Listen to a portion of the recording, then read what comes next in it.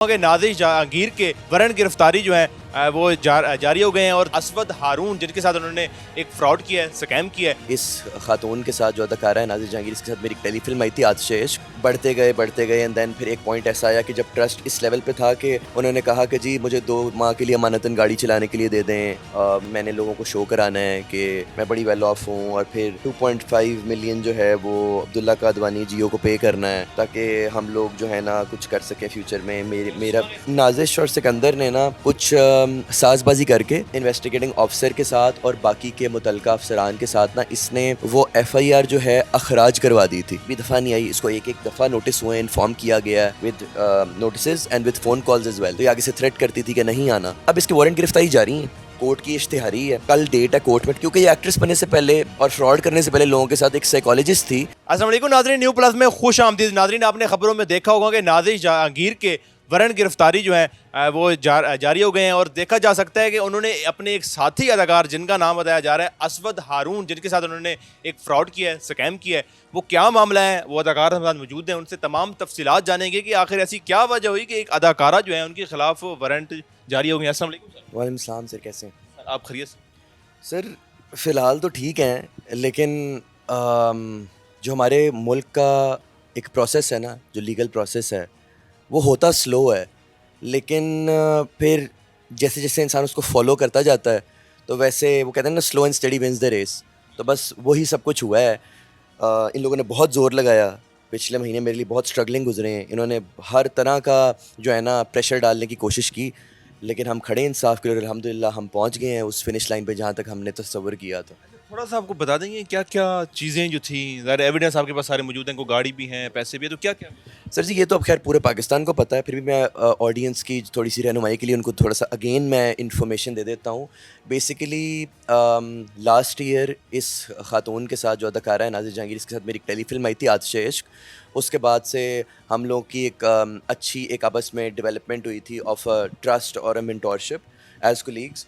और उसके बाद फिर उस ट्रस्ट के अंदर ज़ाहिर सी बात है मामले कुछ बढ़ते गए एंड देन फिर एक पॉइंट ऐसा आया कि जब ट्रस्ट इस लेवल पे था कि उन्होंने कहा कि जी मुझे 2 माह के लिए अमानतन गाड़ी चलाने के लिए दे दें, मैंने लोगों को शो कराना है कि मैं बड़ी वेल ऑफ हूँ, और फिर एक प्रोजेक्ट में हम इकट्ठे कास्ट होंगे जिसमें मुझे 2.5 मिलियन जो है वो अब्दुल्ला का अदवानी जियो को पे करना है ताकि हम लोग जो है ना कुछ कर सकें फ्यूचर में। मेरा हाँ, मेरे भी करियर को जो है वो लाइमलाइट मिलेगी, और आप तो नए आए हो, आपका पहला प्रोजेक्ट है, तो आप जो हैं वो उस चीज़ को आगे लेके चल सकोगे। अब सर मैं तो UK से पढ़ा हूँ, और मैं जो है ना प्रोफेशनली जो है मेरा काम शौकिया है, शोबिज़, पार्ट टाइम शोबिज़ है। ओरिजिनली जो है मेरा अपना बिज़नेस है, और अल्हम्दुलिल्लाह जो है ना मुझे किसी के शोल्डर पे फ़ेम रख के या खेलने की ज़रूरत नहीं है, ठीक है ना? तो मैं उसकी ऑडेसिटी पे ये हैरान हूँ कि वो अभी भी जो है ना इस इंफॉर्मेशन को, इस FIR को, इस केस को, इन लीगल रेमेडीज़ को ये बोलती है कि जी फेक है, मिस इन्फॉर्मेशन है। तो क्या मेरे एविडेंसेस पागल हैं, या मैं पागल हूँ, या अवाम पागल है, या जज पागल है, या फिर अल्लाह माफ़ करे जो इन्वेस्टिगेटिंग ऑफिसर है वो पागल है? इससे पूछें। तो अच्छा, अभी क्या, क्योंकि वारंट जारी हो चुके हैं तो अभी तक गिरफ्तारी अमल में? सर मैं आपको बताता हूँ। बेसिकली जब FI रजिस्टर हुई थी इस पे 420 की, 420 की, तो अब अमूमन कानून में होता क्या है, जब एक क्रिमिनल को गिल्टी कर दिया जाता है ज़िमनी में, जिसको पुलिस की फाइनल इन्वेस्टिगेशन रिपोर्ट बोलते हैं, तो उसके अंदर ना फिर हाई कोर्ट में या सेशन कोर्ट में उस मुजरिम का या मुलजिम का ट्रायल शुरू हो जाता है। उस ट्रायल में क्या होता है कि द जज डिसाइड्स कि कन्विक्टेड या एक्विटेड। कन्विक्टेड है कि गुनहगार है तो जेल जाएगा इतने मंथ से इतने ईयर्स के लिए, या इतनी रिकवरी देगा, और अगर एक्विटेड है तो मीन्स के बाइज़्ज़त बरी है, मीन्स के वो क्लियर हो जाएगा।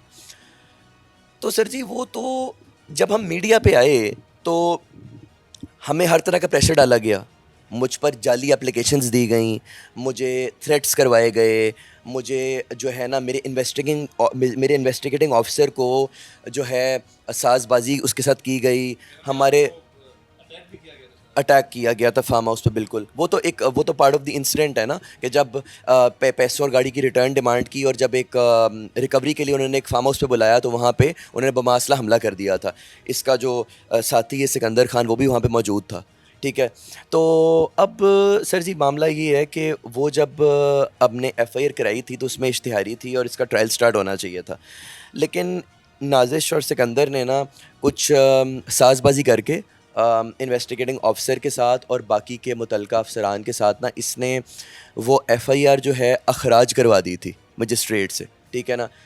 अब जब वो अखराज करवाई तो मैंने और मेरे लॉयर ज़ैन कुरैशी साहब, चौधरी बाबर अली साहब ने ये फ़ैसला किया कि बजाय कि हम उसको चैलेंज करें, ठीक है ना, जैसे रिट्स होती हैं, अपील्स होती हैं, और मामला उन्हीं के पास आ जाए जो बिक गए, इंसाफ जिन्होंने बेच दिया, तो क्यों ना हम या तो उसकी अपील करें उसको रीओपन करने की, या तो हम उसी बेसिस पे उसी केस के ऊपर एक इस्तखासा दायर कर दें। इस्तखासा सर जी प्राइवेट कंप्लेंट होती है। जब मुल्क में एफआईआर इंसाफ ना दे तो फिर इस्तखासा दायर किया जाता है जो कि कंप्लेनेंट और जज के बीच में होता है। तो सर जी जब बीच में पुलिस स्टेशन का रोल फिनिश हो जाता है ना और कोर्ट में एफआईआर या कंप्लेंट चली जाती है, तो फिर जज डिसाइड करता है कि सज़ा या जज़ा है। तो अल्हम्दुलिल्लाह वहाँ पे अपने सारे प्रूफ्स दिए, 3 मंथ्स हमने कोर्ट की बैटल लड़ी, हम जाते रहे, ये एक भी दफ़ा नहीं आई। इसको एक दफ़ा नोटिस हुए, इन्फॉर्म किया गया है with notice and with phone calls as well. तो ये आगे से थ्रेट करती थी कि नहीं आना। तो अब जज साहब ने इसके वारंट गिरफ्तारी जारी कर दी हैं जो कि नॉन बेलेबल हैं। केस 420 फ्रॉड से 420 से 406, 5062 और 342 में कन्वर्ट हो चुका है। 406 होती है अमानत में ख़यानत जिसमें पैसे और गाड़ी आ जाते हैं। 506 भी होती है धमकियाँ। 342 होती है बमा असला किसी पे हमला करना और उसको इलीगली डिटेन करके उसको प्रेशराइज करके केस के प्रूफ्स मिटाने की कोशिश करना, जो इसने फ़ोन छीना था फार्म हाउस पे। जज साहब के पास वो फ़ोन का केस भी मौजूद है जिस पे इसके फिंगरप्रिंट्स का फॉरेंसिक मौजूद है। तो ये किस किस चीज़ को झुटलाएगी। अच्छा, अब वारंट तो ज़ाहिर जारी हो गए, तो अब अगला लाहे अमल आपका क्या होगा और या क्या किस किस्म की या कितनी सज़ा जो है? सर जी इसकी कन्विक्शन है 7 साल सज़ा है 506B में और 342 में, और 406 में एज़ पर एविडेंसेस जब गिल्ट प्रूव हो जाता है तो उसमें 2 साल सज़ा है। ऑब्वियसली अगर रिकवरी दे दे, सरेंडर कर ले, अपॉलोजाइज़ कर ले, गाड़ी वापस कर दे, पैसे वापस कर दे, तो उसमें थोड़ी सी लीनियंसी ये मिल जाएगी कि सज़ा कम हो जाएगी, ठीक है ना। अब सर जी अब ना गाड़ी और पैसे तो अपनी जगह हैं ही, हक हलाल की कमाई है, रिकवरी है, वो अपनी जगह है ही। अब बात आ चुकी इज़्ज़त नफ्स की, अब बात आ गई है एक लीगल बैटल के बाद आ गई जस्टिस की। अब बात, क्योंकि सर जी मुझे पता है ना पिछले 6 महीने मैं जो है ना कैसे मैंने देखा है कि लोग जो है ना वो कैसे अपने मतलब के लिए लोगों को यूज़ करते हैं, कैसे थाने कचहरियों में जो है ना इंसाफ के लिए इंसान को अपनी एड़ियाँ रगड़नी पड़ती हैं, कैसे कौन बंदा इन आपको आपके सामने शो कराएगा वो आपका है, लेकिन यकदम जो है ना वो ऐसे साइड पलटेगा कि आपके हाथ में कुछ भी नहीं रह जाएगा। तो अब इसकी वारंट गिरफ्तारी जारी है, कोर्ट की इश्तिहारी है और कल डेट है कोर्ट में और जिसमें इसको गिरफ़्तार करवा के पेश किया जाएगा और इंशाअल्लाह ताला अल्लाह पाक के हुक्म और शुक्र से हम केस जीतेंगे और इसको कन्विक्ट कराएंगे, सज़ा करवाएंगे इंशाअल्लाह ताला इसको। चलिए, एक ऐसा होता जा रहा है क्योंकि आप दोनों फील्ड के हैं, तो कुछ फील्ड के लोग हैं दरमियान में जो कह रहे हो कि सुलह कर लो या कुछ इस तरह? तला भाई देखें बात पता है क्या है, बात ये है कि बिल्कुल हैं फील्ड के लोग ऐसे और इस तरह की अप्रोचेस भी आती हैं टेबल टॉक की या सुलह की, लेकिन जब बात फैमिली तक पहुंच जाए ना, बात आपकी इज़्ज़त नफ्स को हर्ट करने की जाए, बात आपको मेंटल टॉर्चर की जाए, तो आई थिंक कि वहाँ पे ना वो गुंजाइश ख़त्म हो जाती है टेबल टॉक की। और जो इन्होंने फार्म हाउस पे किया था, आपको लगता है कि अब मैं इनकी किसी लोकेशन पे जाऊँगा या इनके किसी सुलहनामे को मैं एक्सेप्ट करूँगा? मेरे साथ दोबारा वो सब कुछ हो जाए तो एक दफ़ा तो मैं बच गया था, दोबारा मैं बच सकता हूँ। तो मुझे अपना लीगली चलना है। मैं चाहूँ तो अल्हम्दुलिल्लाह मैं एक बड़े पॉश और बड़े हाई लेवल बैकग्राउंड से बिलोंग करता हूँ। क्या मैं इल्लीगल रास्ता नहीं इख्तियार कर सकता था अपनी रिकवरी के लिए? मैं कर सकता था, लेकिन मुझे कानून को अपने हाथ में नहीं लेना। बेहतर है कि कानून इसको अपने हाथ में लेके इसको एज़ पर लॉ सज़ा सुनाए, क्योंकि आपको याद होगा 2019 में मोहसिन अब्बास और फातिमा सुहेल केस में अरेस्ट हुई थी एफआईए से।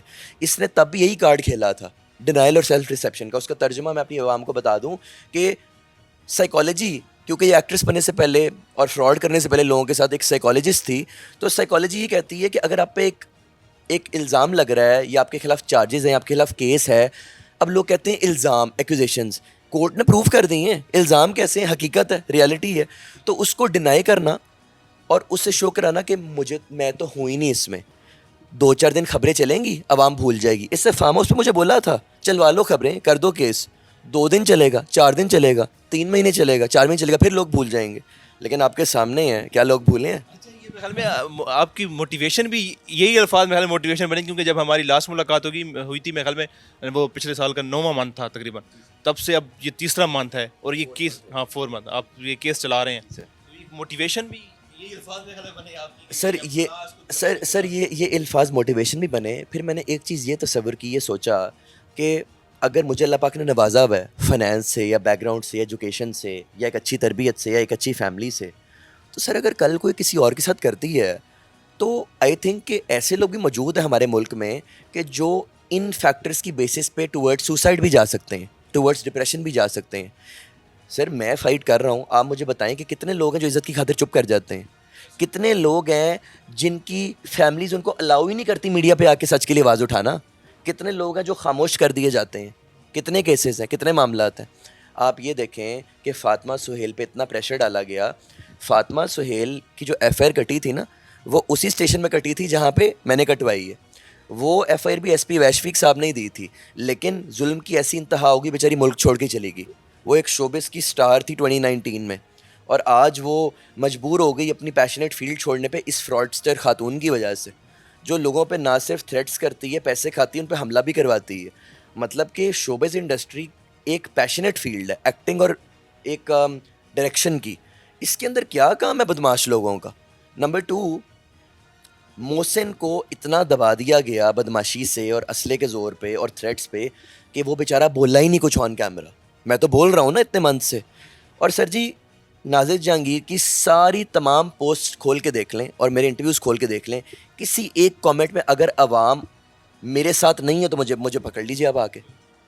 अल्हम्दुलिल्लाह मुझे अवाम सपोर्ट कर रही है। अल्लाह पाक आपके लिए आगे भी आसानियाँ करें। जी बिल्कुल नाज़रीन, आपने असफद हारून साहब की जो है अपना ज़ाहिर बयान सुना। अगर नाज़िर जहांगीर की जानिब से या उनकी टीम की जानिब से भी अगर कोई अपनी जो है वो राय वो देना चाहे तो हमारा प्लेटफॉर्म उनके लिए भी खुला है, वो भी आके अपनी राय जो है वो दे सकते हैं। अपनी राय कमेंट सेक्शन में दीजिएगा। हमें दीजिए इजाज़त। अल्लाह ने के बाद।